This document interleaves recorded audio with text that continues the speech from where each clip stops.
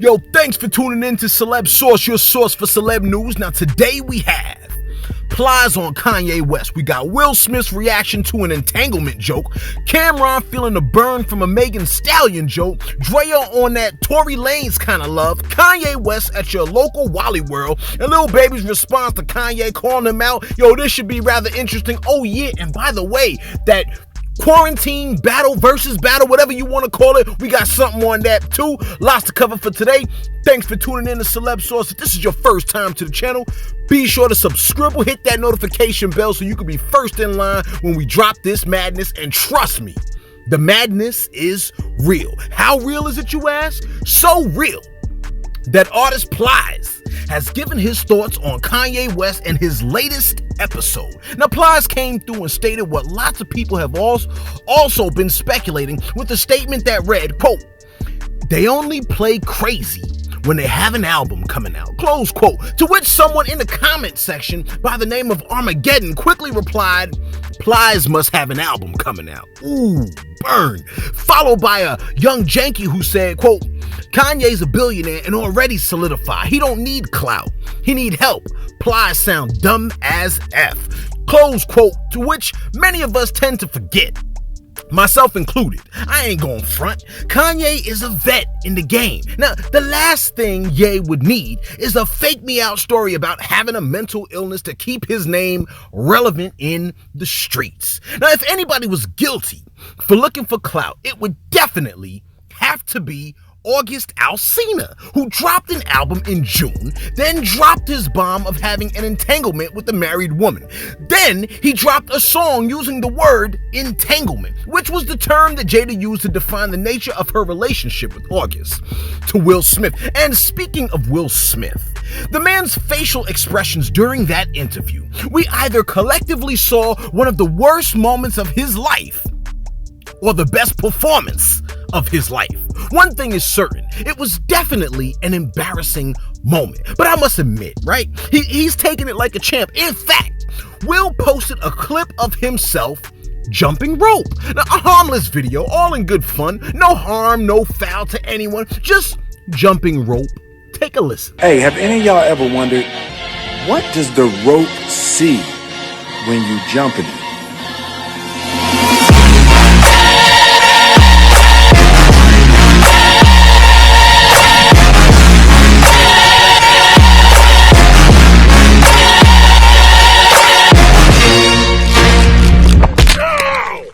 Hit my shin again.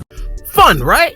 But the interwebs don't give a what about that, and promptly came for the man in the comment section where all joy goes to die, when a commenter by the name of The Jibby lobbed a grenade of a jab and said, quote, "Okay, don't get entangled," close quote, followed by a laughing emoji, which was actually pretty witty. So witty that the Fresh Prince responded to the troll by laughing it off and saying, "Ha ha ha, I can admit, that's funny. I'm definitely going to block you." But the joke was very funny, and I'm sure the Jibby is looking at the Fresh Prince's response and thinking to himself, it was worth it. But Cameron might not think that cracking a joke at someone's expense is worth it. Now, as we already know, Megan Thee Stallion was in a bit of a pickle a few weeks ago, maybe a couple days ago, whatever you want to call it, when she was having a good time, or so it appeared, with Tory Lanez. Now, the ish seems like it suddenly turned left, and she found herself getting shot in the foot twice. And word is, the shooter was the 5-foot assassin Tory Lanez. Now, lots of folks had jokes on the situation, which wasn't a laughing matter, with some artists even dousing the situation with a bit of kerosene. Enter Cameron, who thought it in good taste to repost someone's crude remark about the incident, which said, quote, "Tory Lanez saw that D and started shooting. I don't care what no one say." Close quote, with Cameron replying under that statement saying, "Hey yo, the net wins again," close quote.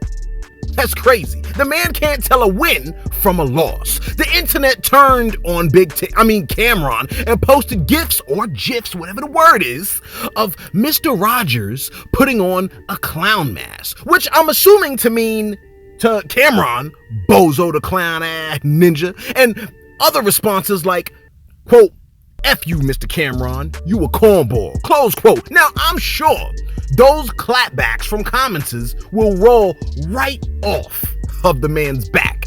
But you know whose back they didn't roll off of? That's right, Drea, who displayed to the internet her twisted idea of a relationship, which sadly, some dudes will oblige because loneliness is a mother lover. Now, Drea was on the Wine and Weed podcast at Glock Topics when she made the following statement. Take a listen. I predict. I'll take it. I predict that they had some sort of Bobby and Whitney love that, drove them down this Snapped-esque. I'm here for it. I like that. I want you to like me so much you shoot me in the foot too. Like, but as long what? as, Whoa! Wait, no, that is very Drea-like. Drop a grenade. I want you to like me so much that if I'm trying to get out the car and you're like, no, sit your ass in the car, and I'm like, no, I'm out the car. No, you're not. He shoots you in the foot. I'm not going In nowhere. this moment, How you going? Drea just went viral. Guys. Yeah. I'm just, and she's looking like, okay. Now, the beauty of that video is that I think she was aware of the fact that she was not aware of the fact that she went viral. Even after the man said it, I honestly think she was clueless, much like what she thinks a loving relationship should be. Now, not only did the internet seem to take her statement to be absolutely ridiculous, right? But Megan the Stallion herself decided to provide her response to Drea, and I'm so glad she did. I was beginning to think, look, Megan said the following concerning Drea's remark. She says, quote, dumb B, that ish ain't effing funny. Who the F jokes about getting shot by a ninja? And F all the hole behind ninjas making jokes about it too. I'll talk about ish when I get ready. Close quote. And that's that, folks. Now, Drea did respond back to Megan with an apology. Thank God. She stated the following, quote, I truly don't glorify domestic violence. Really? Because it sounded like you just did. I was trying to say, just love me deeply. Yeah, but you included shots to the foot, sweetheart. Come on. But while trying to be funny, I offended many, including Meg. And I'm sorry. Girl, you wasn't funny. Imagine walking into your Wally World, Walmart for those in the top 1%. Imagine walking through the aisles of Walmart, stopping in the short section because you're looking for a short, and you're going through the $7 shorts when a few footsteps away, you see Kanye West. It would catch you off guard. You would think, right, that you would be like, hey, you're Kanye West, or aren't you running for president? When in reality, you would probably say something along the lines of, the hell you doing in Walmart? Then you would be like, for sure, this dude is sick. Now, Dame Dash arrived at Ranch West, and him and Kanye West both decided that they were going to go to Walmart together. You're like, for real? Yeah, for real. Now, I know what you're thinking. You're like, well, what did they get? Apparently, the trip was made to pick up some essential items. But after they got the items, they came outside, removed their masks, because you know Walmart is demanding that you rock a mask now, okay? So don't think you're above wearing a mask, okay? Anyway, they both removed their masks, sat on a bench, and spoke for a bit, which is actually pretty awesome because that means Dame Dash went to go see his boy and make sure that he was A-okay. Respect. I love stuff like that, man. Make sure you check on your boy Kanye West. Yo, those of y'all that know the man, be sure to please check on him. The man feels like he's in the movie Get Out. Go check him out. He clearly feels like he's in Get Out because there must not be a lot of folks that... Speaking of respect, Meek Mill has responded to Kanye West's statement concerning him and Kim Kardashian meeting up at a hotel. Now, the response was relatively short, with the statement that said, quote, "Ish is cap. Come on." Close quote. Which is another way of merely stating that what Kanye was insinuating was merely untrue. But this is where I realize, right, that I'm the one with the actual issue. I felt like Meek Mill's response was too short. But if he said more than that, I would have thought he was attempting to cover something up with too many words, leading me to the conclusion that no matter what Meek Mill says, I'm probably going to have a hard time believing it. Now, TMZ did release pictures of Kim Kardashian meeting with Meek Mill at the Waldorf, but Kanye West conveniently left out that the meeting also included philanthropist Clara Wu Tsai. Now, who's that, you ask? Well, philanthropist means porn star, and Clara Wu Tsai is the biggest one there is. I'm just joking, okay? That's not what philanthropist means, all right? Clara Wu Tsai is not anything near an adult film actress. In fact, what she is a businesswoman, a cultural producer and investor with a lifelong interest in improving economic mobility. In other words, she's good peoples, y'all. She is an active supporter of community-oriented research projects, advocacy, and films that promote equality of opportunity and related issues, including education and criminal justice reform. She is a founding partner of the Reform Alliance, of which Meek is a member. See? It's all cap. It's all cap. But you were thinking Meek Mill pulls up in the middle of the night with Kim Kardashian hopping out of her fancy ride and both of them sneaking into the Waldorf to enjoy a night lustfully in each other's arms. Pervert, not everybody is like you, okay? Meek has standards, y'all.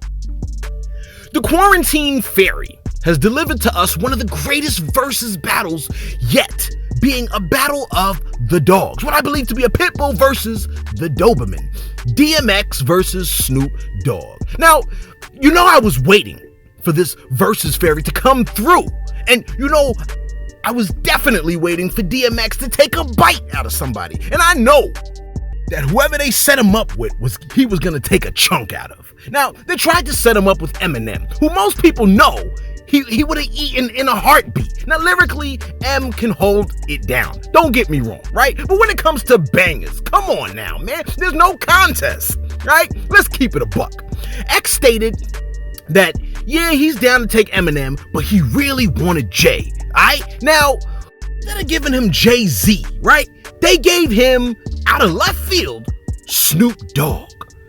Now, DMX, I wasn't completely thrilled with the idea of him going against Snoop because I grew up listening to Snoop, right? I didn't know how this was going to play out. I was actually concerned. I wanted to see him eat Jay, right? But I didn't want him, I don't want to see a dog fight. It's like two dogs you love, okay? Now, look, I grew up listening to Snoop, right? Yes, someone needs to beat my parents behind because what was I doing listening to Snoop Dogg's Doggy Style? Man, I was like practically in the 8th grade, right? Now, I don't remember having his album on repeat, like the infamous album of Illmatic, but I do remember almost every word for the songs on that album. Now they put the dog against the dog. We sat back and watched the concert as Snoop danced his way to the mic and kills it, right? Now, although DMX was a bit winded after every song, my man still dropped nothing but bangers, okay? Now, I tallied up I did my own personal results from the comment section, with the first person getting to 20 wins from the comment section, okay? That would be the victor. Now, personally, I felt like Snoop had more songs with impact. So I personally thought Snoop would and should win, but by a narrow margin.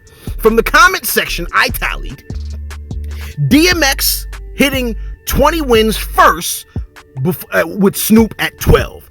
Billboard did their tally, and they had DMX at 12 and Snoop at 10. And in a now deleted article on Revolt, They also had DMX as the winner, which is baffling to say the least, because why was the article suddenly deleted? Now, perhaps it'll be back up by the time you're hearing this video.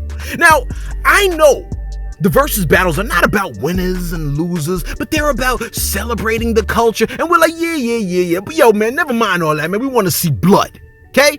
Now, who's gonna win these battles? That's what we're talking about at the end of the day. Now, much love and respect to DMX and Snoop Dogg, two titans of the culture, all right? And finally, what does Lil Wayne, Tekashi 6ix9ine, and Kanye West all have in common? A Lil Baby. Well, I know that sounds strange, so let me clarify, okay? Lil Wayne, Tekashi 6ix9ine, and Kanye West have all stated that Lil Baby is their favorite rapper. Yes, making Lil Baby an artist of sorts. The same way Dave Chappelle is a comedian's comedian. Now, in Kanye West's Twitter storm, he stated that Lil Baby was his favorite rapper but was uninterested in doing a song with him, raising his value a little bit further through the roof than it already was. Now, Lil Baby finally decided to address Kanye West's statement with the following post. He stated, quote, "Nobody told me Ye was trying to get me on a song. That's effed up." Followed by, "No disrespect. Nobody told me." Which raises some questions. Did Ye attempt to reach Lil Baby, but the attempt was blocked? Who blocked that attempt? And does this mean there's a Lil Baby Ye track looming on the horizon? Yo, let us know what you think. If the two drop a track, could it cure COVID-19? Will it be sicker than the virus itself? And who won, in your eyes, who won that versus battle? Who won the versus battle, the big dog fight, in your book? Let us know in the comments below. Be sure to like, be sure to subscribe. Thanks for tuning in to Celeb Source, your source for celeb news.